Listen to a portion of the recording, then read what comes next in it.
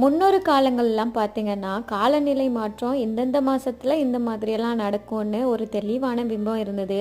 ஆனா, இப்போ பார்த்தீங்கன்னா, எப்போ என்ன நடக்குங்கிறதே இந்த காலநிலைய பொறுத்தவரையில சொல்ல முடியுதுல்ல.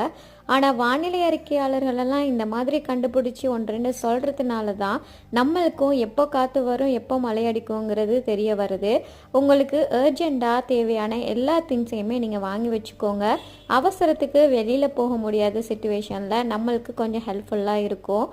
வீட்டில் நீங்கள் சின்னவங்களை வச்சுருக்கீங்களா இருந்தால் எமர்ஜென்சி பர்பஸுக்கு அவங்களுக்கு என்ன டானிக் டேப்லெட்ஸ் எல்லாம் வேணுமோ அதை கண்டிப்பாக வாங்கி வச்சுக்கோங்க.